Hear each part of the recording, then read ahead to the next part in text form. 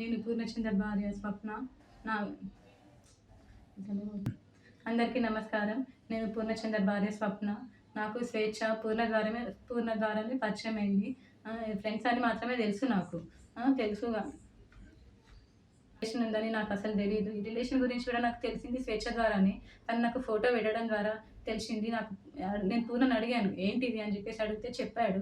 చెప్పినాక నాకు ఆయనకి గొడవలు స్టార్ట్ అయింది. అక్కడ నాకు ఇంకా తెలిసింది ఏంటంటే అక్కడ కూడా తనతో గొడవలు ఉంటున్నాయి అని చెప్పేసి అంటే ఇంకా నేను ఆయనను ఎందుకు ప్రెషరైజ్ చేయాలి అని చెప్పేసి నేను ఆయనను వదిలేశాను. ఇంకా నేను ఎందుకు ఇప్పుడు మీడియా ముందుకు వచ్చానంటే అరణ్య ఆయన మీద చేసిన ఆరోపణలు చూసి నేను తట్టుకోలేక నేను ముందుకు వచ్చాను.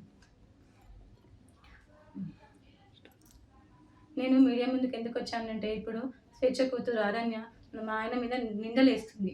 ఆ నిందలు నేను చూసి తట్టుకోలేక నేను వచ్చాను బయటికి. నా పిల్లలతో పాటే అరణ్యను కూడా సరి సమానంగా చూసుకున్నాడు పూర్ణ. చూసుకున్నాడు.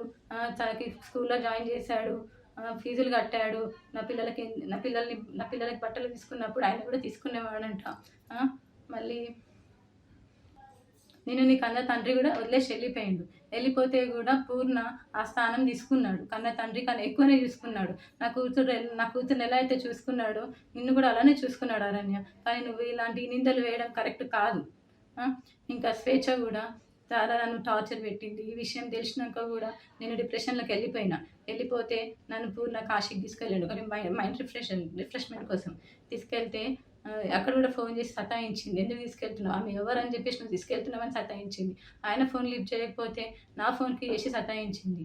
అసలు ఎక్కడికి తీసుకెళ్ళినా, ఫంక్షన్కి వెళ్ళినా, ఎక్కడున్నా కూడా నువ్వెందుకు ఆమెతో ఉంటున్నావు, నా దగ్గరకు వచ్చేసాయి అని చెప్పేసి చాలా బ్లాక్మెయిల్ చేసింది. ఎప్పుడు చూడండి స్లీపింగ్ పిల్స్ మింగడము.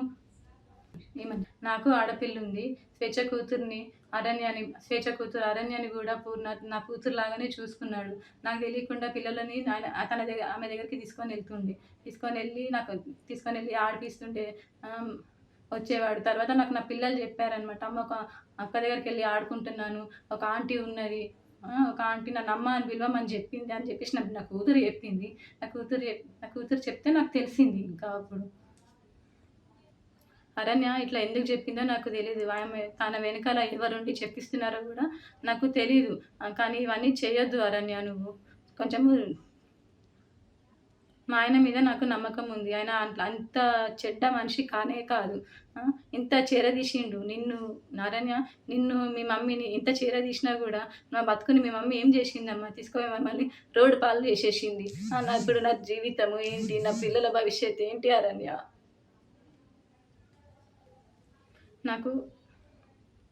నాకు కోర్టు మీద నమ్మకం ఉంది. మా ఆయన నిర్దోషి. నేను ఆయన ఎలాగైనా కాపాడుకుంటాను. హిట్ టీవీ యాప్, ఇందులో short news, live news, entertainment shows, movies, digital magazines తో పాటు మీ జిల్లా వార్తలను కూడా ఫ్రీగా చూడొచ్చు.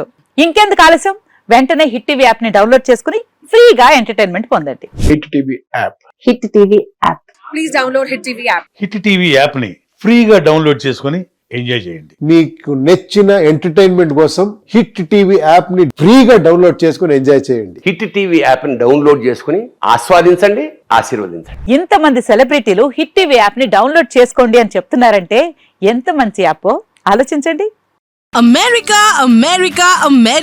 అమెరికాలో చదవాలనుకునే వాళ్ళకి విశ్వసనీయమైన పేరు మన శౌర్య కన్సల్టెన్సీ.